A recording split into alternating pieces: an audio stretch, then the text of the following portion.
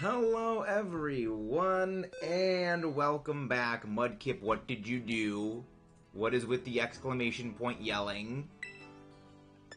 Let's get back to shiny hunting for Strudel. Nice, you got 100x. Wait, we did? Like when we were playing, or as in we, as in like Team Vanilla? Because I'm not sure what you meant. Oh, you was like, okay. Well, the boomer had to have done something right eventually. So, noted. But nice. Good work. Hello, Go Ringo. Stephanie Beckman, how you doing? Welcome in. Hello, that dude. Okay, back to boomer. Alright. Have fun playing with Sly Man Boom Guy. Or at... Okay, yeah, the thing's still working, right? Now currently, not because these Trick Room teams. What are you playing ranked, or are you playing on Showdown? I'm not really sure where you're seeing Trick Room teams. Trick Room's kinda not good right now. Trick Room's kinda suffering.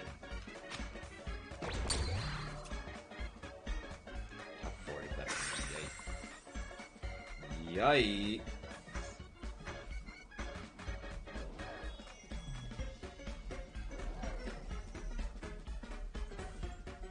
Ah, you're at Master Ball. Yeah, I'm putting together some teams for, like, the battle streamish tomorrow. But yeah, tomorrow might be another battle stream. But yeah, I got plans. I've got plans. Hammering still out the plans for regional traveling. That's gonna be something to do. But it's gonna be fun. I'm looking forward to it. I should probably also turn on my, replay buffer. So, in other news, the editing and backwork for Metroid Dread is proceeding far better and quicker than anticipated. I thought I was gonna do maybe 2. Yeah, I thought I was gonna do definitely 2, maybe if I was feeling up to it, like 3 videos for that a day, you know, to go back and inspect them. I am over halfway done with going back and, like, writing down what I need to fix for Dread. So, like, it is succeeding. It is going far better than expected.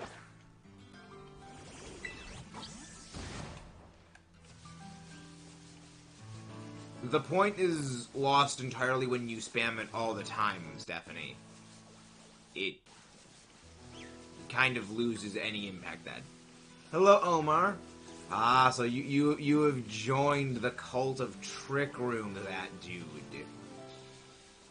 So you have chosen death. You have chosen the wrong side. Okay, I'm not spoon-fed. So you see why I tried harping on, you know, Trick Room not being horrible before that, dude. You made all sorts of slanderous comments in Trick Room. But now that you have joined it, you have begun to indulge in the Trick Room powers. Do you not disagree? You were a bit too harsh before. With Imprison. Trick Room Flutter main set with Imprison. At least you're not running Perish Trap Fluttermane. The people who run Perish Trap Fluttermane, I want to throw out a window. Those people are next level degenerate. Because the thing is, Perish Trap does not work if Urshifu exists. So long as Urshifu exists, you can't Perish Trap. Because it can bypass Protect. Which is how Perish Trap teams work. Indeed, Ursaluno. in DD is just... Ursaluna's just bad. The main issue Ursaluna has is that Urshifu intrinsically bodies it. Again, if they allowed Urshifu 1 month of free reign in online without Urshifu existing, Ursaluna would be the biggest threat presence in the game. And now it's just like, I find that funny. That people were freaking out over Ursaluna, and then it's just, it does absolutely nothing. Because it can't. Because of Urshifu. And I find that hilarious. Got a shiny pip, I'm happy because it was my last one. Nice, Darth Revan, very, very nice. Very, very delightful. Delightful. Like, indeed, he's not bad. It's just that it's hard for Trick Room to function right now. The best thing, honestly, is, for Trick Room teams, is actually run Cresselia. But even then, Cresselia is one of those things that works well in a best of 1. But if you're doing a best of 3, unless you're doing Terastallized Dark safety goggles, your Cresselia is going to be bait for Amoonguss or Tornadus. And if you go for Terastallized Dark, well, then you're vulnerable to Urshifu coming in and just close combat blitzing your face in. So it's like, it's a good best of 1 gimmick, but it doesn't have any consistency. Tail Room with Torn, Flutter, Glastrier, Dragonite, Urshifu, and you're thinking Overquill. I'm assuming that is Rain Dance Torn?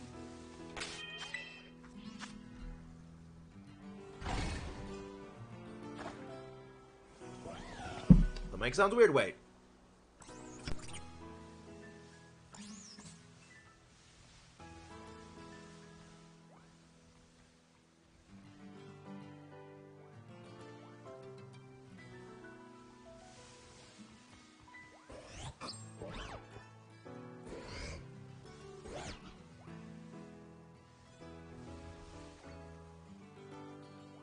I don't think the mic is sounding a bit weird. Does it mean like there's an echo or something? The only thing I can think of for that... You know, it's not an echo. Yeah, because, like, I was legitimately worried something was wrong with the mic, because I have to basically retool my entire recording setup and record with OBS Streamlabs for Metroid Dread. I can't use regular OBS for Metroid Dread, so I needed to go and like change some settings in Streamlabs in order to actually be able to record it. So I was worried that some of the settings might have gotten messed up. That's why I had to go check that right there. But thank you for like letting me know it's not actually anything that's going wrong. Then about a Battle Tendency, which is a better opening. Ooh. Don't make me choose between Sonochi no Sadame and Bloody Stream. But, I mean, at least on a personal level, I gotta say Battle Tendency's opening, Bloody Stream is better. But, dang, both of those are just top tier OPs. I'm running support. So what is your Tornadus then? So you're not... So are you not running Swift Swim Overquill? You're doing Intimidate? Intimidate, Haze, Taunt, Barber.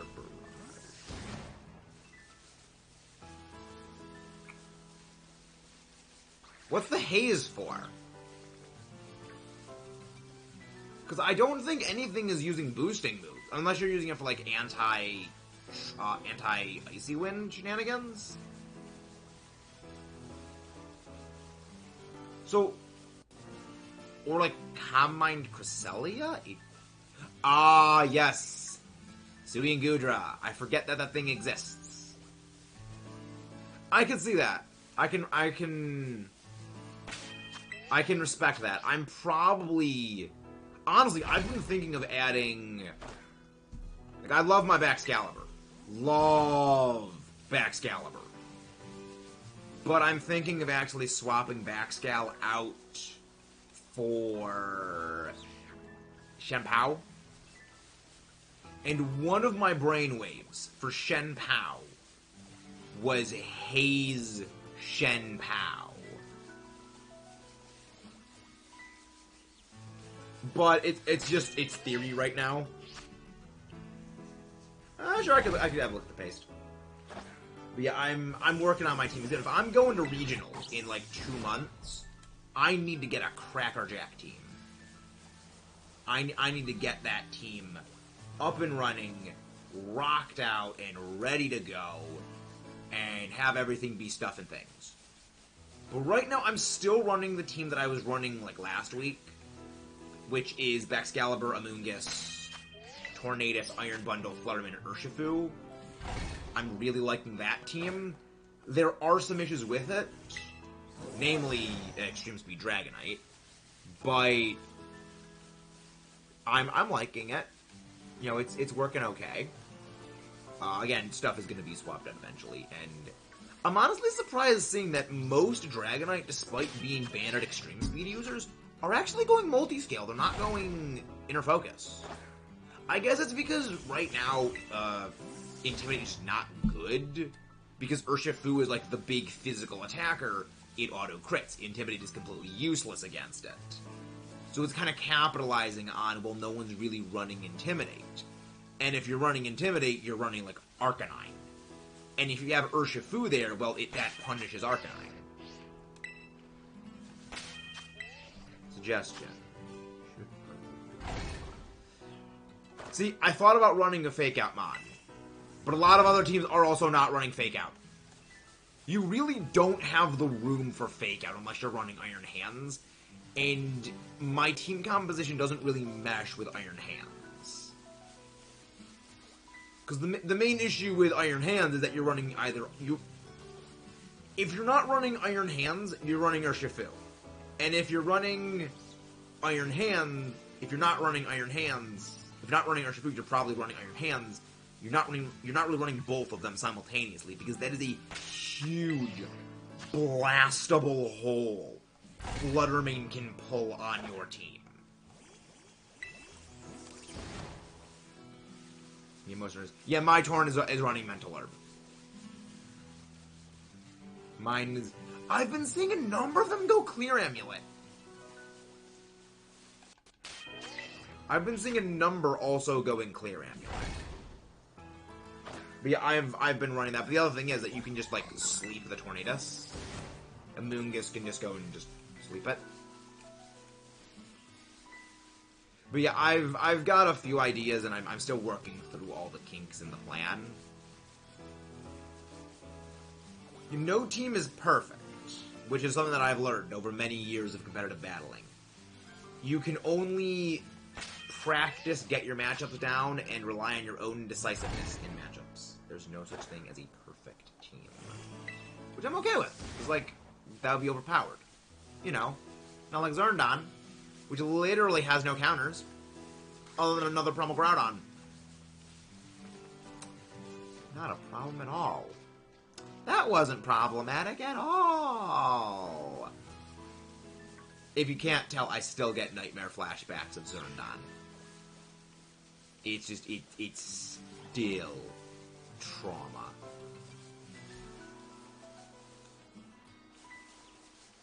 I don't miss those things. It's kind of weird. I actually don't hate Zacian. This is kind of one of the things about Zacian I don't hate. Zacian's existence basically keeps Xerneas from getting good in VGC again. So long as Sword Dog exists, Xerneas will never rise again. And I have to say, I'm okay with that. I would rather deal with Sword Dog than deal with Xerneas. Because the Xerneas Geomancy Power Herb, dead. +2 speed, +2 special defense, +2 special attack. Fairy Aura. What's surviving a Dazzling Gleam? What's surviving a Moonblast? And now you throw that thing next to, like, Tinglu. You throw that thing next to Chi-Yu. Not Tinglu. You throw that thing next to, like, Wo-Shen. You throw that thing next to freaking Chi-Yu. What are you gonna... What's gonna happen? They obliterate you, is what's gonna happen. And I'm okay with that. I'm okay with that not being a thing. Many I know would disagree. But it is for the greater good. The greater good. That's Zacian. Like, it's things like that we kind of tend to think about. It's like, yeah, no, Zacian kind of keeps Xerneas from being a monster. Which keeps a lot of other things from also equally becoming monsters. It means dragon types can actually be viable, your fighting types can actually be viable, your dark types can actually be viable. If Xerneas was, like, running everything again, like, I mean, granted, fighting types kind of do, like, okay enough. Again, I think even though, like, because Zacian is kind of single target damage. He doesn't really have, like, the same burst power. Also, it's neutrally damaged by fighting, which is another thing. So, like, they can not necessarily, like, beat it, but, like, they can still threaten it with, like, pretty not horrible amounts of damage. Plus, its other weaknesses also mean that a lot of other good things can kind of prey on Xerneas. Not Xerneas, Zacian. Whereas, like, there's really not many good skill types, comparatively. Offensively, anyways. Defensively, yes, but not offensively. Imagine not winning a 100x battle. Did Sly lose you guys a 100x battle? What happened, Mudkip? What happened? Were shenanigans shenanigized? Okay, good, you won that. Good, good. Win for the sake of Team Vanilla. Team Vanilla all the way.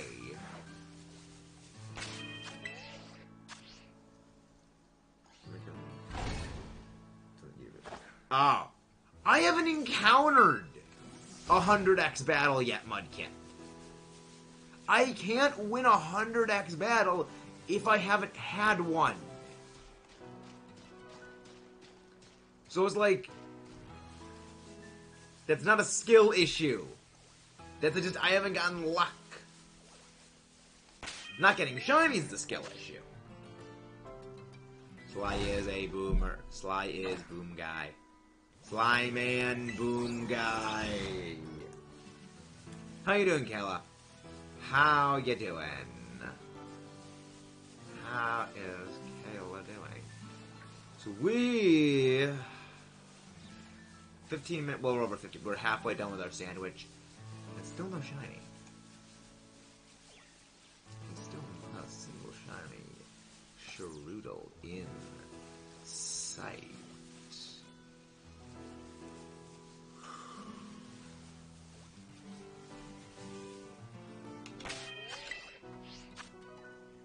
Good. I'm doing okay. Progress has been very much made on the Metroid Dread series. I am up to file 13 of 22 in terms of going through and writing down on my handy-dandy little notepad. For those who don't know, I have like 15 notepads on my desk at all times. And what I've been doing for Metroid Dread is going in, writing down timestamps of, okay, for this segment of this video file, and then next writing down, this is what you do with this time segment. Either cut it out, preserve my audio commentary, and put on new gameplay footage when I get around to re-recording good, non-audio distorted footage. Or whether just wholesale re-record that entire segment. So it's like there's a number of things. There's any like gaps in it are this footage is good, you can save it for next time. So I've made significant gains in Metroid Dread for that. Because I was expecting, I'm probably, like, knowing me, I'm gonna do 2 videos of that a day, you know, for going through and fixing things. And then maybe I'll do 3 of them. And then it was like, you know what? I got nothing to do today. Let me just chug through. Yeah, we chugged through 2 of them. Okay, let's go on to 3. Okay, this was not too bad. Let's go on to a 4th one. And then a 5th. And then a 6th, and a 7th, and an 8th, and 9th, and 10th, 11th, 12th, 13th. And it was going pretty well. Now I've reached the part where I'm at a boss fight. So this is where the tricky part comes in. Because I need to redo the entire battle footage for boss fights. I can't just do a quick patch fix on that. I need to literally re-record the entire thing. So I'm going to need to basically figure out how long that actual fight's going to take me to do normally. Because I could blast through the first phase of the first major boss literally in less than a minute. And I know this because the final fight, like the final attempt of that battle, I did exactly that. I got through phase 1 of that fight in like a minute. It's like, okay, well, I have like maybe 15 minutes of commentary. I'm gonna need to chop that all up. The friend.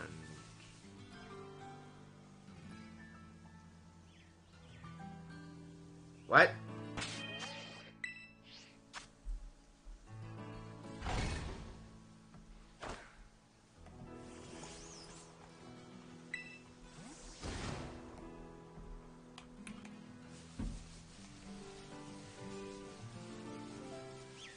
Not sure what you mean by that. You mean like in the general channel description? For that, that's not something I'm really in the mood to talk about at the moment. It's a very serious topic, but for that, I would say go watch the Mr. Dungeon Explorers of Sky, the Land Hidden in Time stream. 1 year ago, Maxis does a much better job of explaining it than I can right now. Back at use the yeah, I said that Battle Tendencies opener was better. Bloody Stream, fantastic opener. Sonochi no Sadame, also good, but it's not nearly as good as Bloody Stream. I would have to say, though, Great Days, which is Diamond is Unbreakable, one of Diamond is Unbreakable's openings, probably my favorite overall, the unit version of that song. But like for me, the JoJo openers, they just get progressively better in general as they go on. It's like they just get better and better and better. It's so good. Like the composer for JoJo is a freaking master with instruments.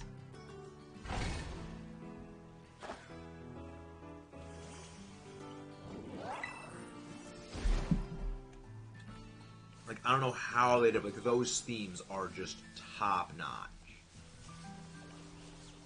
One of the best comments I ever heard anyone say regarding JoJo music is go listen to Okuyasu's theme while mowing the lawn or even just pretending to cut the lawn. It'll feel like mowing grass will determine the fate of the world. And it's like, yeah, it actually does. It just, the music of it, the series, just goes so hard.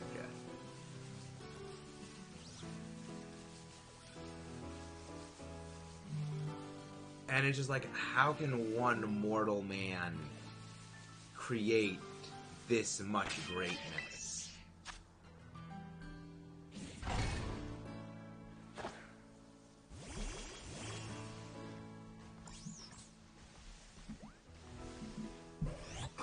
But yeah, it's like it was great.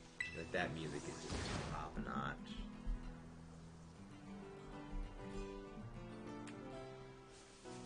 But we need to get some shinies.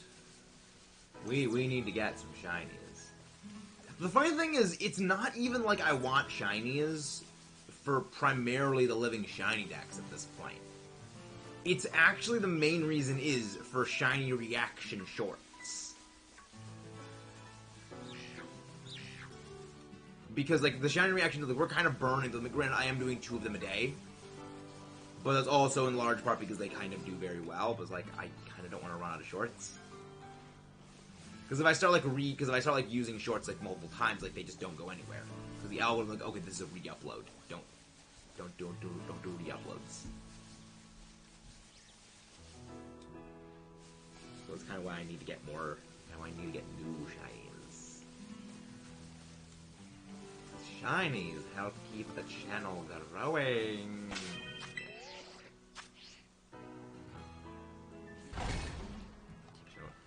In other news, sort of tangentially related to the good news of Metroid Dread, the Pokemon Let's Go Pikachu Master Trainers are back on the menu for future content again.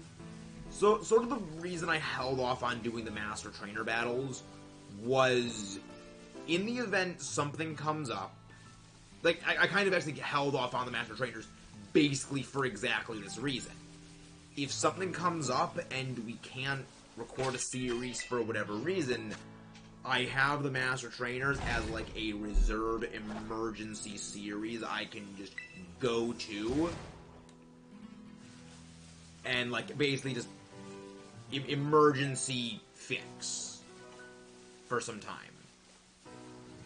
While things get all sorted out. Because we have a 3-day rotation for our videos. Like, of course, one series day 1.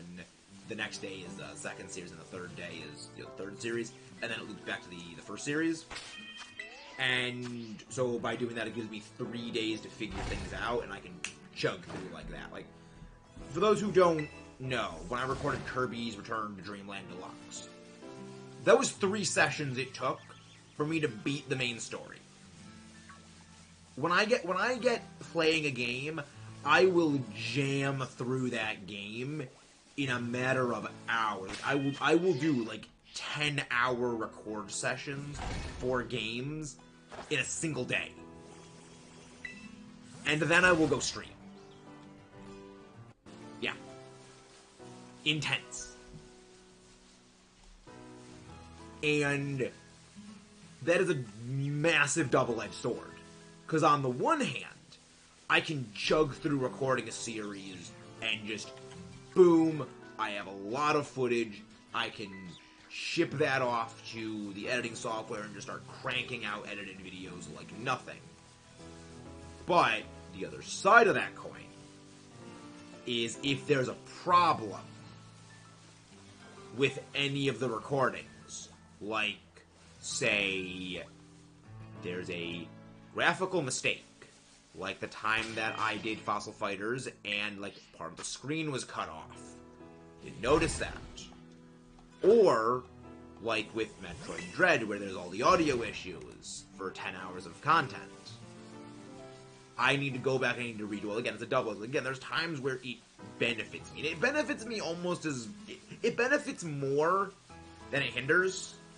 But when it hinders, it is a massive headache to resolve.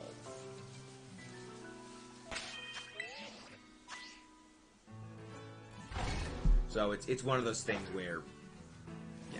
Because the main reason why I record in those big bulk sessions is I get into sort of like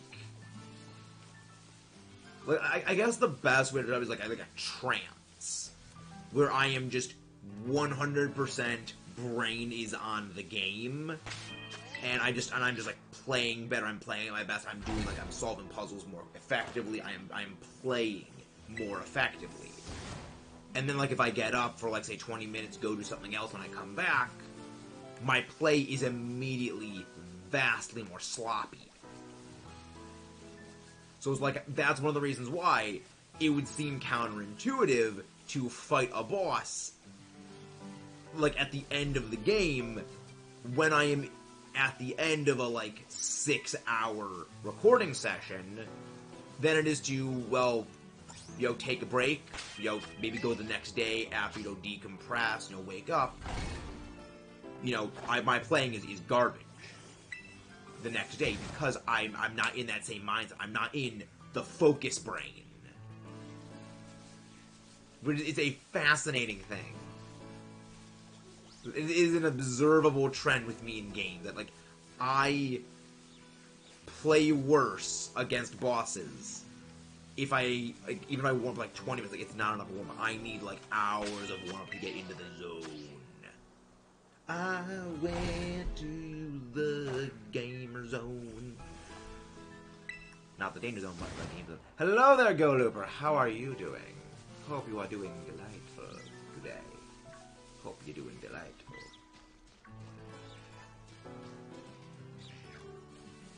Yeah, I'm doing pretty well today. It's going pretty well. And again, if you guys haven't done so, please do not forget to leave a like and subscribe for more of this delightful, delightful stuff.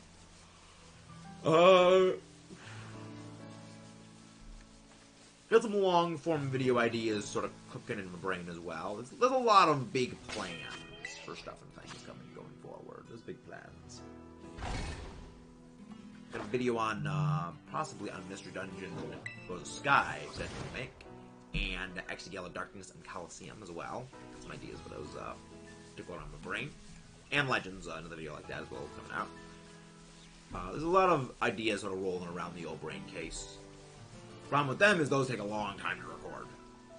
Not only that, but just like the amount of raw footage I need for them is kind of insane. Like, I'm also working on like top 10 favorite Pokemon from every region videos.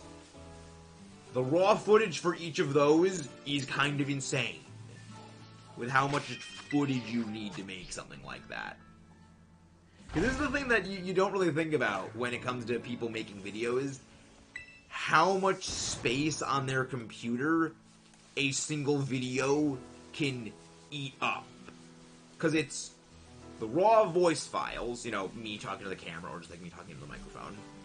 Then it is the raw footage that gets edited and spliced into the actual video. Because oftentimes, you will need to record, say, like 5 minutes of raw footage for something like, say, a top 10 video, where, for one Pokemon, when you're talking about that one Pokemon for maybe like 2.5 minutes at absolute most. Really, you're talking about that for probably a minute, maybe a minute and a half at most.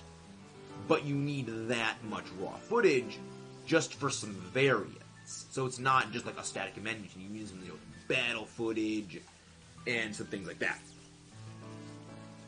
And then you do that up to 5 different Pokemon. Then some background music and everything like that. I need a distraction. Oh, chat's generally dead. I mean, it's like, it's a Saturday.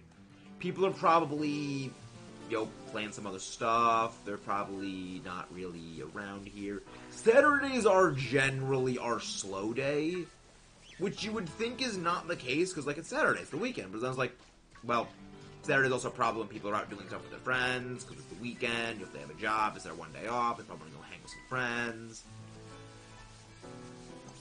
You know, I've noticed very, very, very recurrently, Saturday is our slowest day. It's one of the reasons why, like, I don't go too hard when it comes to stuff on Saturday. Because it is the one day where things are slow. Welcome back, that dude.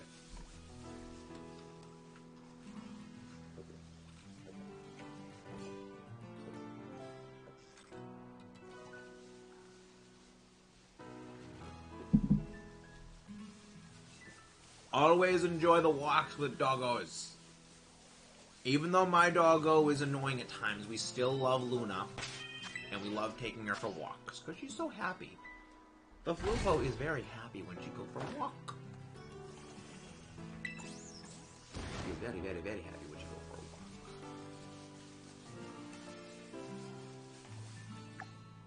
Ah, sandwiches end. Yeah, our outbreaks are cursed. The outbreaks are cursed, and you cannot convince me otherwise. Anyways, I'd be running overclocked. I don't check pastes when I'm live. Hello there, Midnight. How are you doing? How are you doing, Midnight? So, Midnight, remember how I said yesterday that there was a boss in Dread that's a ghost?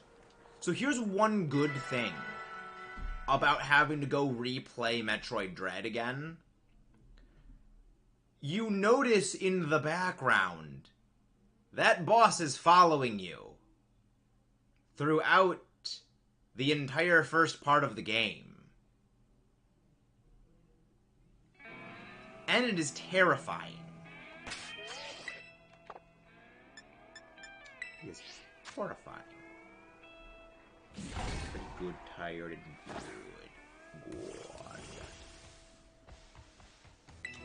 I have modern iPads to watch it. Nice. Yeah, like, Metroid games are fantastic for visual storytelling. Like, yes, tomorrow is probably going to be a battle stream. Like, the Metroid games, like, the visual storytelling they do is amazing. It's like, there is a part where Samus speaks in Dread, but it is 5 words. And it's like, holy shoot!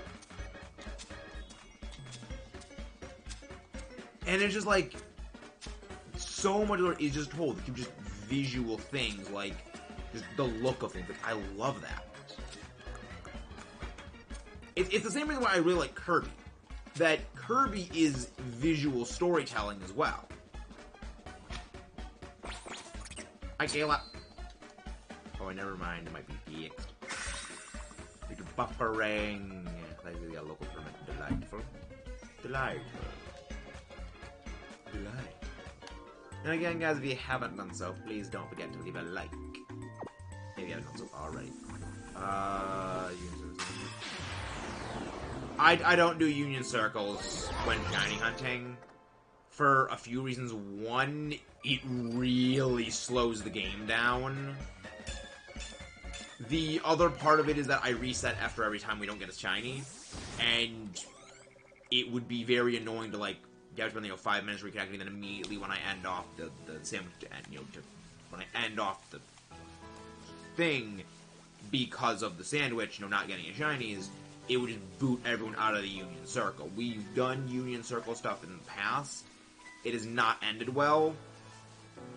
And it's kind of a bit of a soft policy we have on the channel that, like, we don't do Union Circle things. Because they've historically not ended well. It's not a good time for everyone involved. Yeah, when shiny hunting during Union Circles is bad, but also, like, the game slows down in Union Circles.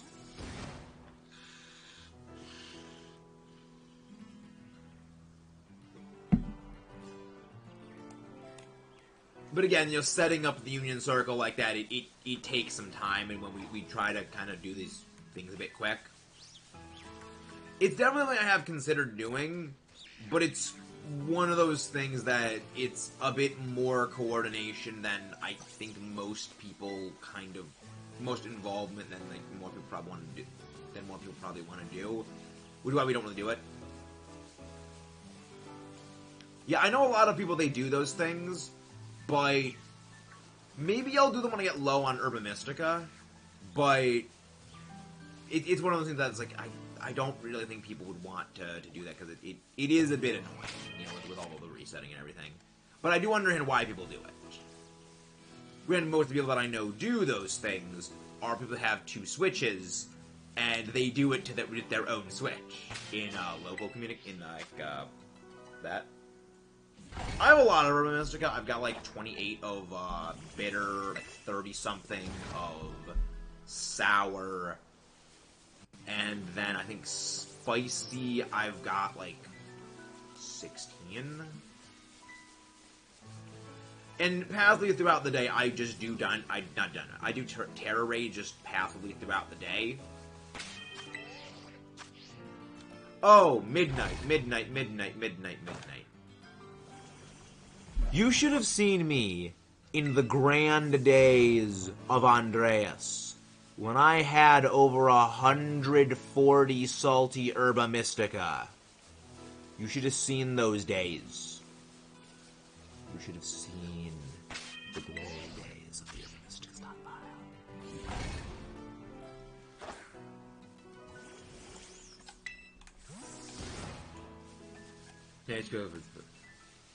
Does H. Quillfish get Barbarage?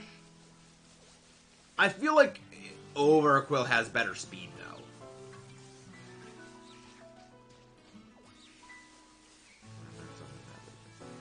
Yep. Yeah. Well, the thing is, Andreas had a Terra Raid. That was a very easy win, Terra Raid. And it gave out, like, 2 salty Herba Mystica. And he would just have entire streams where he does that raid. And then after, he just resets the raid. He turns the game off before it saves. And then just turn it back on so people can just continuously rejoin and keep battling it. And just get massive Mystic stockpiles.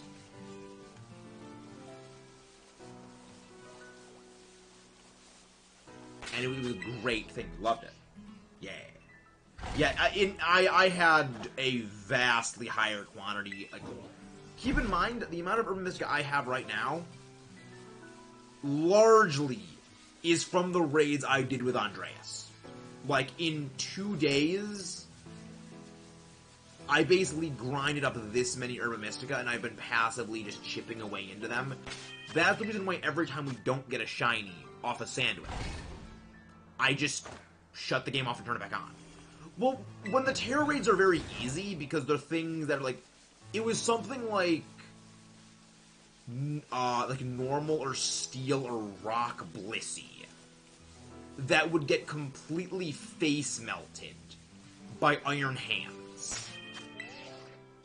And then it was like, I think like a Dondozo, that like metal sound and then obliterate it. Basically, they were all Terror Raids that were incredibly easy to one-hit. It was like 2 turns and it's dead. And when these things, you know, they're maybe like, say, you know, like, say 3 minutes for the Terror Raid, but you do that for, you know, a few hours. You know, you do this like, recursively over several days. You get a crap ton of Mystic out of it.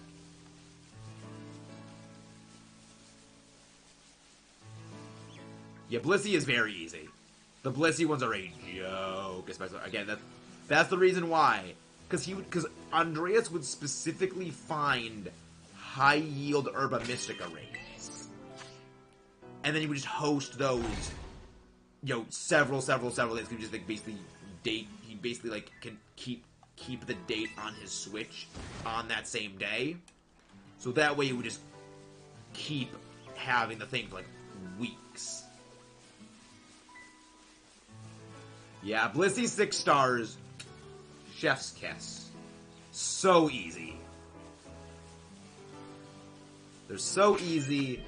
They give out so much Herba Mystica. I love them. Enamorous? Both forms burn. I would say Enamorous. Iron Hands at the very least. It's a fake out user. It is a physical destroyer. It's very good against Urshifu and the Thunderous and Tornadus.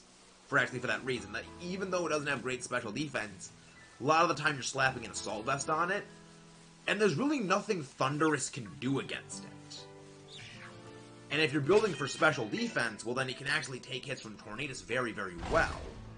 You know, a Thunder Punch, boom, takes out Tornadus pretty much. Thunder Punch pretty much takes out Urshifu. You have Fake Out. You've got Drain Punch.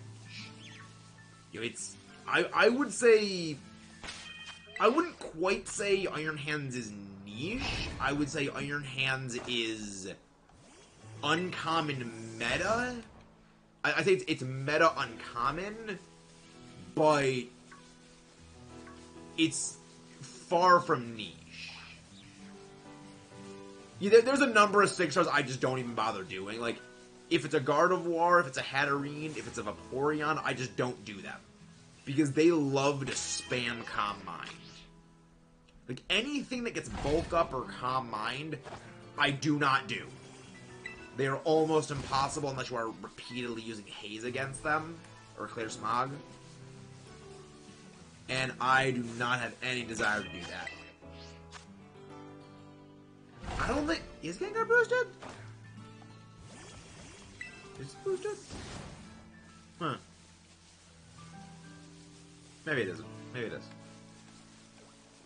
Interesting. I do not know that. I never really do Gengar raids. But I guess it's frail, so I guess it could also work. Depending on the type. Like, Dondozo also is boosted, but Dondozo is really not worth doing because it's so bulky. Mario Kart. I am thinking wah wah. But was winning worth it? Was the victory worth it? Is the real question.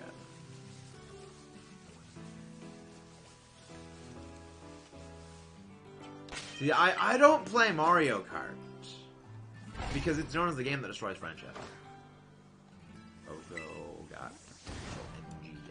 So what are you using on Overgrowth other than Barbarage, Taunt, and Haze? You have Protect on there somewhere? Like what is the Overquill set of like EV spread and like other moves? I'm so glad that freaking Acrobatics, Terra Flying, Psychic Seed bullshit Sneasler is dead. That was so obnoxious, like 3 days.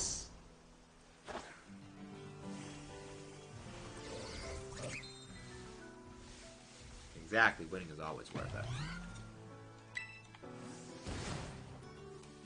You are not forgiven, James. If you comment that again, that joke, if it is stated by anyone on this channel, that joke, it's not even a joke. That is grounds for immediate removal.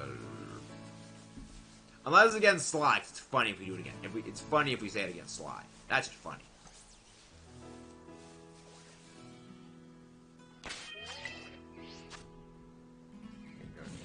Yep, that's why I don't bother doing them.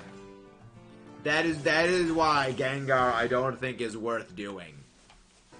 Sure, it's boosted, but it's annoying. Only do Gengar raids if you have a support Grimmsnarl with Misty Terrain.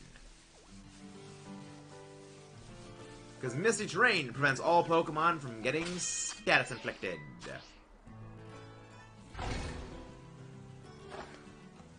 Prevents all status inflicted. And the reason why Grimmsnarl specifically is because of Spirit Break, which just destroys special attack. Which, then getting out the special attacker is delightful.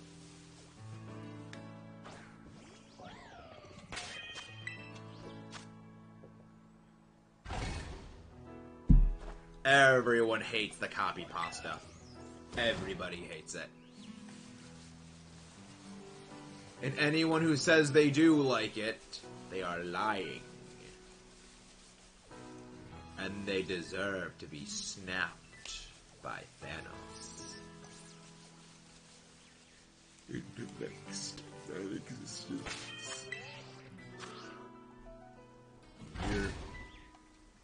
Midnight just enjoys bashing her head into a wall. Barbarage, Aquajet. Aquajet. Okay. I can respect that.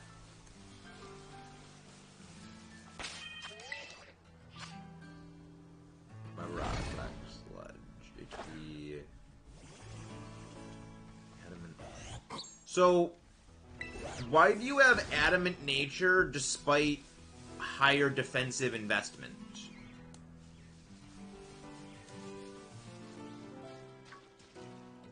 Because I feel like you could just like reallocate some of the EVs to achieve the same stats and higher.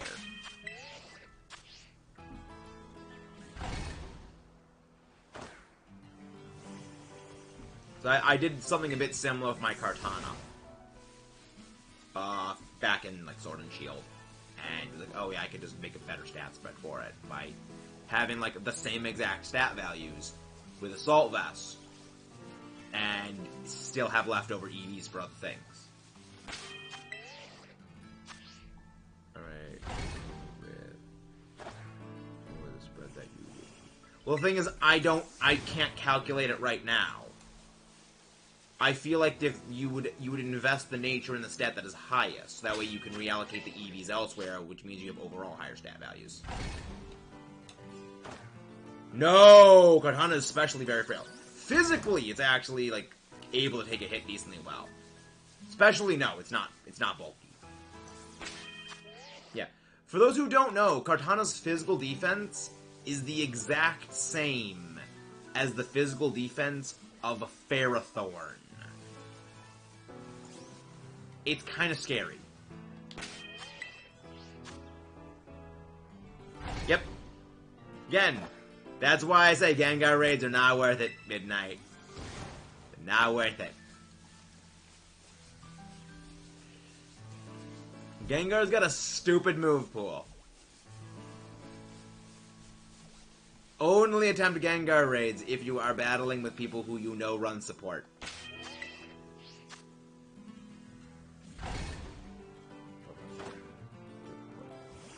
Then you might want to put the stat values into defensive nature than offensive nature instead of damage values.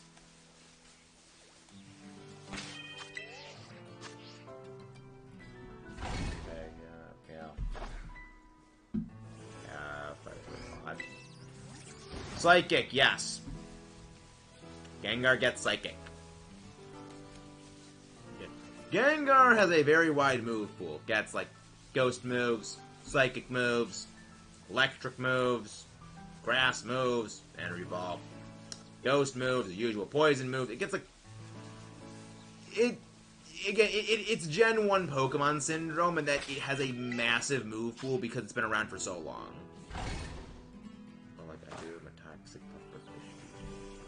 What I'm saying is, if you put the nature into defense, you could probably achieve the exact same defensive stat value with a lesser EV investment. Meaning, you can put those extra EVs into your attack stat to achieve an overall higher attack stat with identical defensive stats.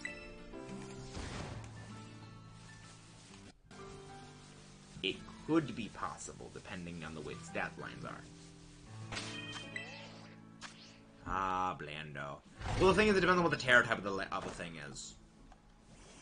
Because she's fighting a raid right now.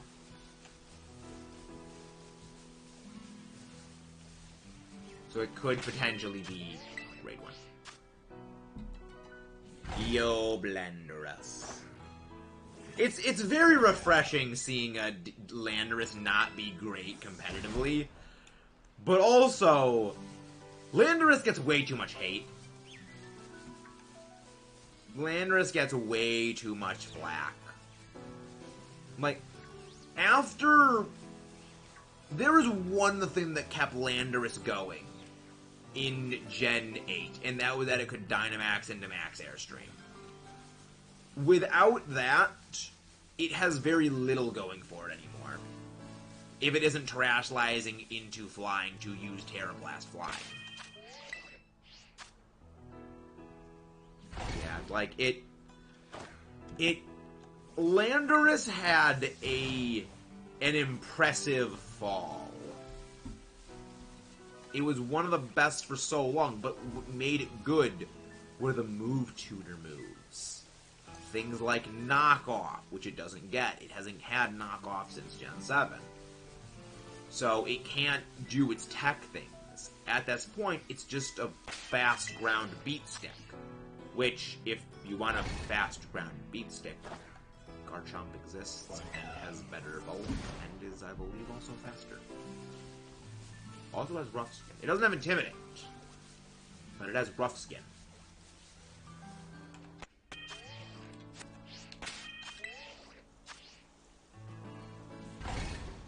I'd like to throw...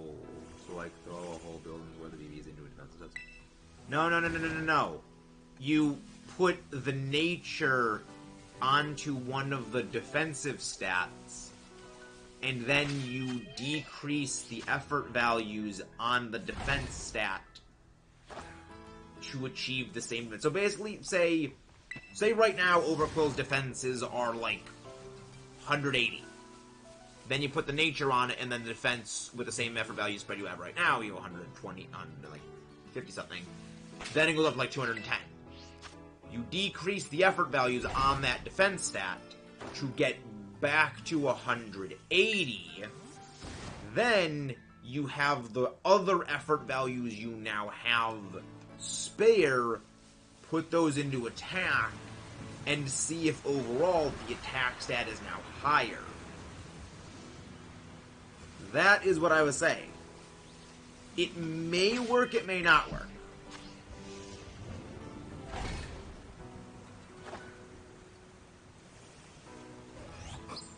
Okay, boys and girls, we're gonna play a game. Variant of Where's Wally called Where's the Bloody Hell? Not a clue. What game are you playing right now, James? Rocky Helmet. Ah, Rocky Helmet's fun. I prefer Rocky Helmet Moongus, but I guess I'll go over and do that. I guess Rocky Helmet will be good. But yeah, I prefer Rocky Helmet and Moongus because of rage powder reasons. And also switching that thing into a Rapid Strikes Urshifu Surging Strikes is just so satisfying. Like, oh, you're hitting me with a resisted water 3-hit move, buddy. Enjoy that damage.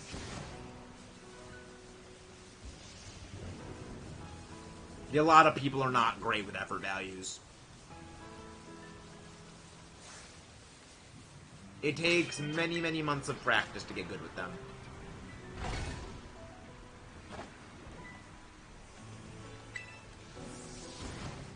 That's one of the reasons why I damage calc everything on the Showdown damage calculator. You know, play around with the EEDs, because there are ranges of effort values where it's like, yeah, I can have defensive investment, but it doesn't meaningfully let me survive anything. Like, I can put 100 effort values into defense on, you know, my Garchomp. And I can survive, you know, it turns a, say, non-stab Dazzling Gleam from something into a 3-shot. And then I can go, you know, full 252 effort values into it, and it's still a 3-shot. So you want to go find basically the minimum values to make it what you need it to be. And then you can more effectively allocate everything. I'm doing a lot. Power. Sand. So what Terra type is the Gengar? What is this Gengar's Terra type?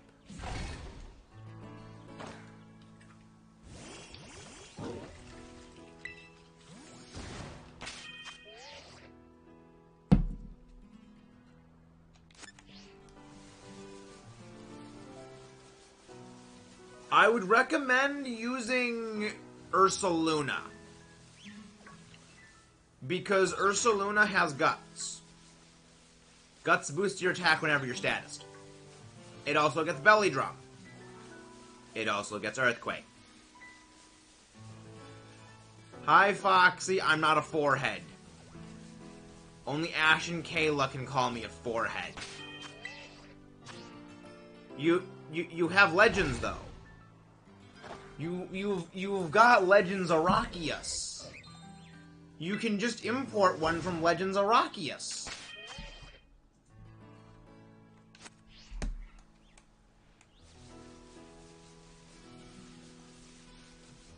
And yes, I have my Legends, like, literally right on my, like, not my nightstand, but, like, the...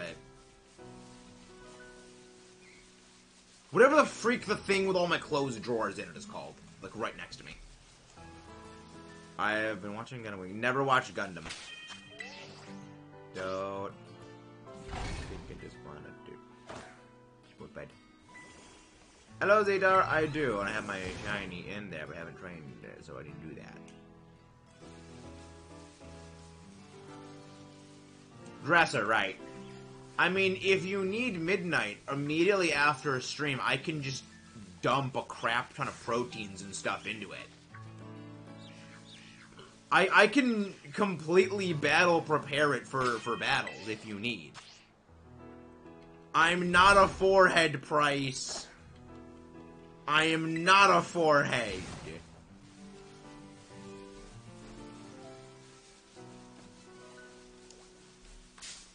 I am not a forehead, I'm a metalhead. See, Kayla can call me spoon-fed. I'm not spoon-fed, but Kayla's the only one that can call me that, other than Ash.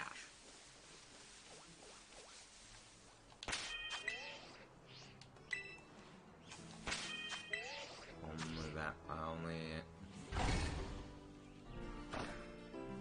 Thank you, doll. Okay. You are indeed. Actually, guys, we're ending off right now. Jared got here. As we all know, Jared is the signal for the end of stream. Not just kidding, Jared. We're still going. We're still going strong. But we still don't have any shinies. Like, this is sandwich number 5, and we have only found one shiny Shoodle of the bunch of the things we've done. Not, it's Shoodle. Not Strudel, it's Shoodle. The shoe. You're a shoe, Strudel. This is why I don't like you. Why I don't like you, Strudel.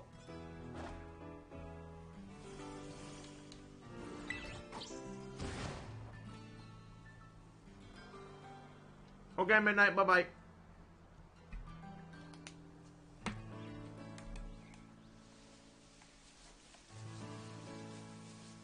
Yeah, the funny thing is, like, I was never a fan of Strudel.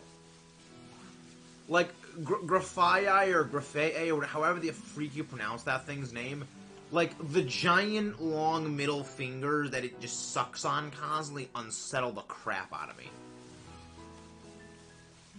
It's like, that looks very, very unsettling.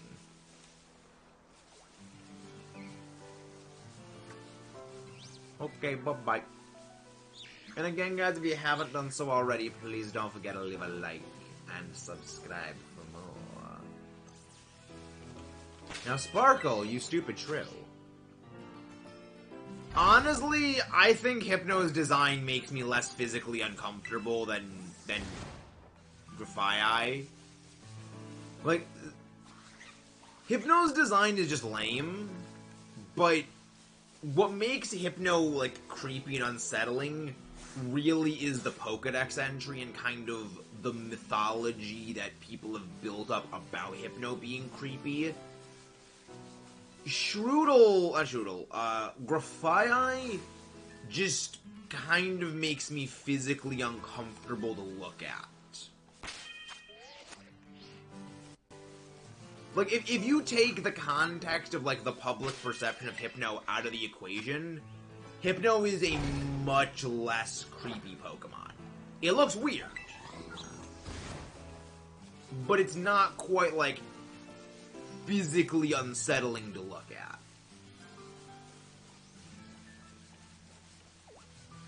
Vi, I just find physically unsettling to look at.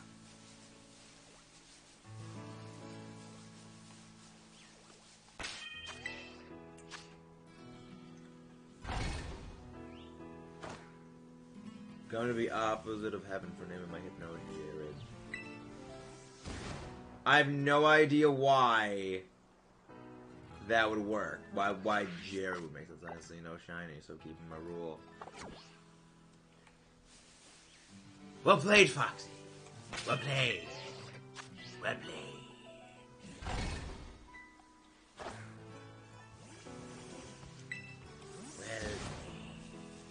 Brainstar! How is Brainstar? how is the Braid Star doing today?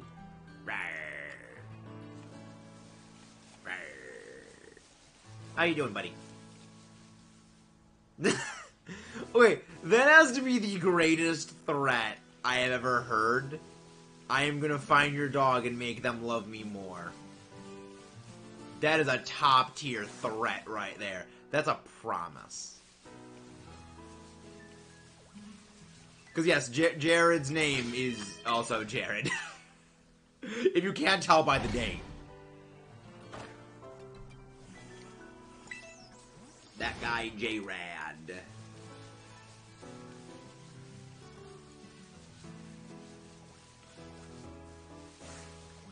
But how is Braidstar doing? Braidstar is doing the Braidstar things.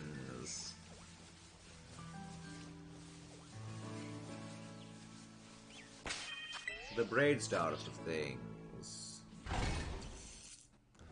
Yeah, I probably wouldn't name it after that. I would name it after like something different. Yeah, I'm just gonna strongly suggest you may want to change the name of that thing.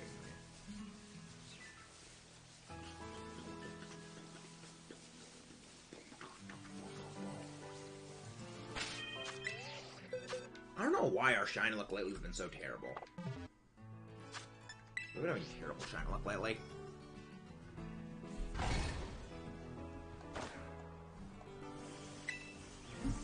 It's been very bad shiny luck. Like, we're gonna continue, like, the shiny hunt for the thing, like, later. Like, another day. But freaking hack Strudel. That's all that looks like. Cool. I mean, the other answer is, don't name your Pokemon. Like, I could never nickname my teams. I will rarely nickname my Pokemon on my competitive teams. But on my personal files, I don't nickname my teams.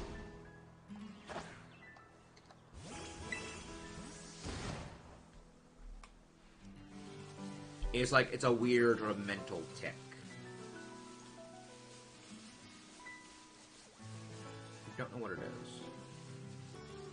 But I am thinking we're probably gonna, like, this is probably gonna be the last sandwich of the day, because I am actually, like, slightly having a headache for, like, all the video files of watching, because I still gotta go finish, like, the Dread stuff. Like, I would rather finish doing the Metroid Dread stuff, like, today or tomorrow. Like, today and tomorrow. And, like, prolong it if it's gonna, like, leave me, like, this tired. So I can actually back to recording Dread. Like, as quick as possible. So I think it's gonna be a last sandwich. Which means we're gonna have to go find some raid.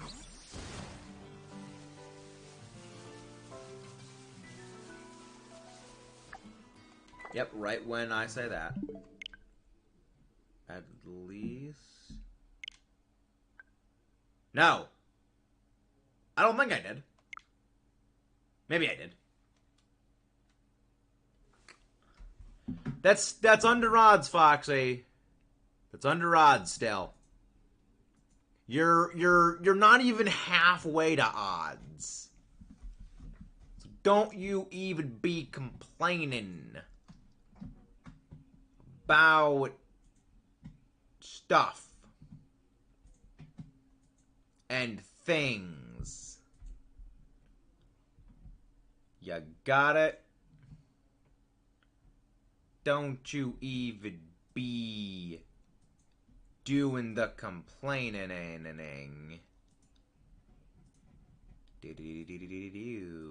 We gonna find someone to raid.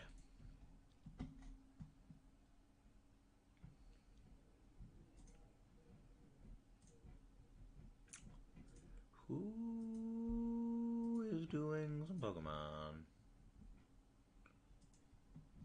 Who is doing some Pokemon stuff?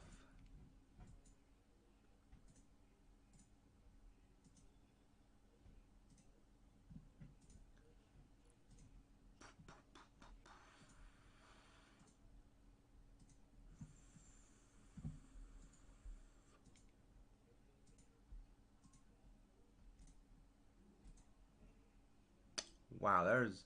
Right, so many people are just doing Splatoon at the moment. Because it's the Splatoon Splatfest.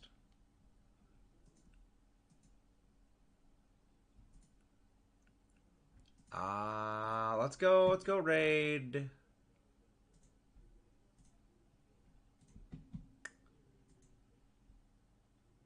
Yeah, like I don't even know who to go raid. Let's go raid Trainer Kels. They're doing some Pokemon Showdown. Let's go raid Kels. Let's roll the Coley out. Sorry, I'm like spacing out right now.